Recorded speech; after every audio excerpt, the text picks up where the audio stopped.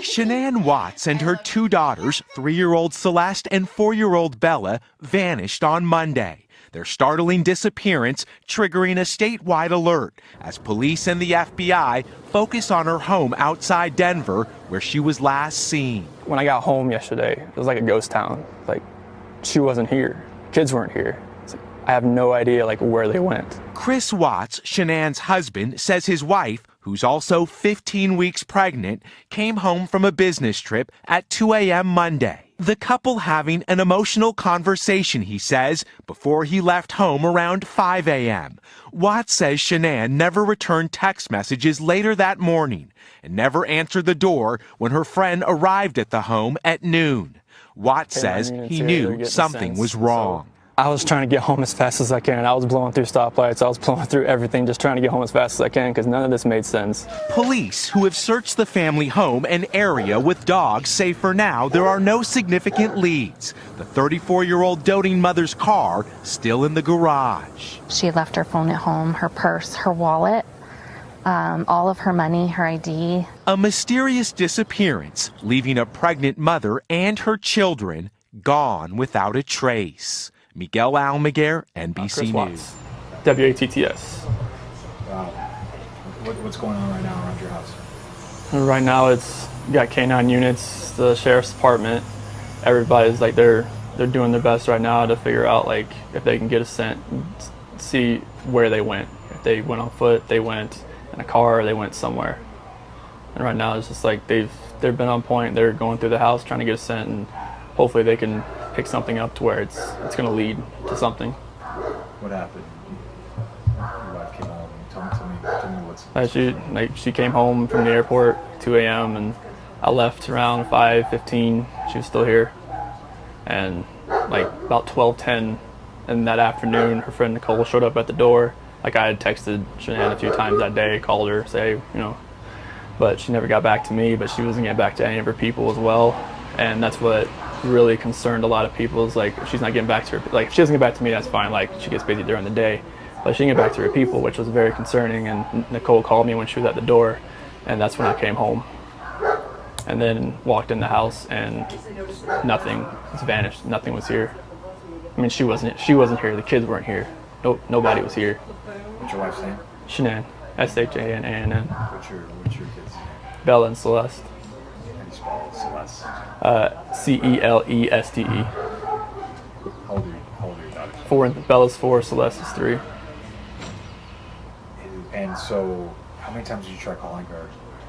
I called her 3 times, texted her about 3 times just to say, what's going on. Because after I called her and texted her once, it's maybe she was just busy.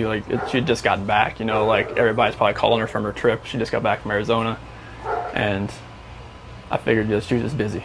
But when her friend showed up, that's what it was it registered. All right, this isn't right. Do you think she just took off? Do you think? I mean, right now I don't even want to just throw anything out there. I hope that she's somewhere safe right now and with the kids.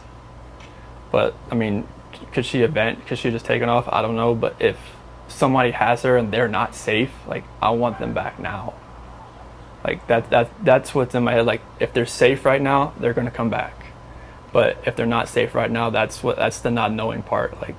If they're not safe, last night I had every light in the house on. I was hoping that I would just ran over by the kids running in the door and just barrel rushing me, but it didn't happen.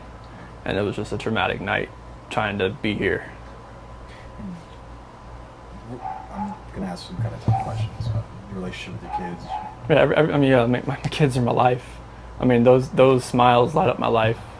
And just last night, during when they usually eat dinner, it was just I miss them. I miss telling them, hey, you got to eat that, or you're not gonna get your dessert. And just you're not gonna get your snack after. I miss that. I miss them. Cuddle up on their couches. They have a Minnie Mouse couch and a Sophia couch that they cuddle up on and watch Bubble Guppies or something. And it was just it was tearing me apart last night, and I needed that. I needed that last night, and for nobody to be here last night and to go into their rooms and know that I wasn't going to turn the rain machines on. And I know that I wasn't gonna turn their monitor on and know I wasn't gonna kiss them to bed tonight. It was that's why last night was just horrible. I couldn't do it. I want everybody to just come home. Like wherever they're at, come home. That's what I want.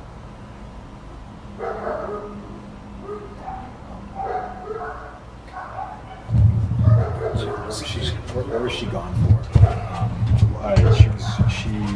She was on. She came back Sunday. You said at 2 at night. Yeah, because her flight got delayed from Arizona because of like other storms around the nation. So she's supposed to get home at like 11. She got home at like 1:48. She got in bed about 2.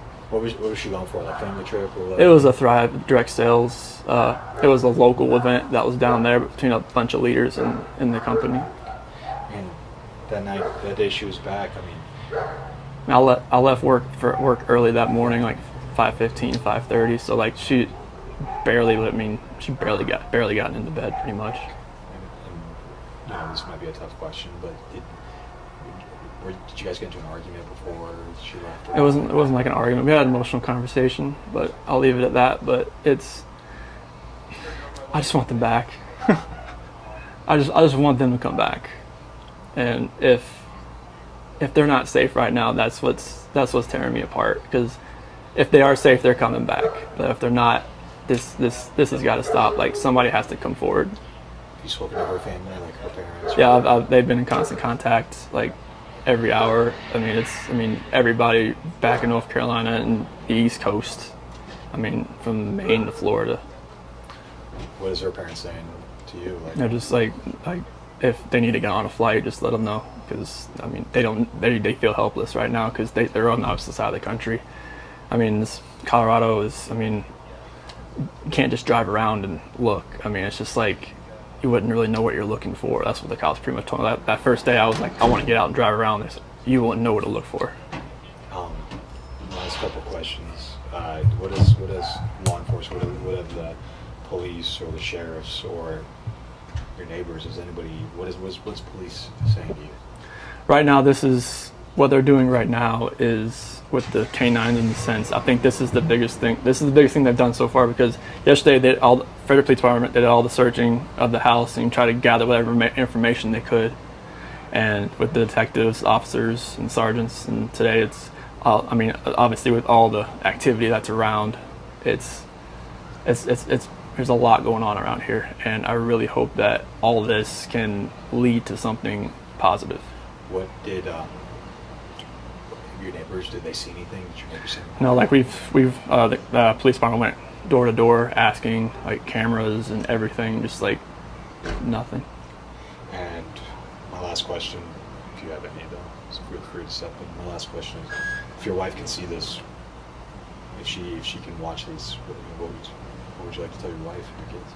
Shanann, Bella, Celeste, if you're out there, just come back. Like if somebody has her, just please bring her back. I need to see everybody. I need to see everybody again. This house is not complete without anybody here. Please bring her back. That's it. I can take that mic off you.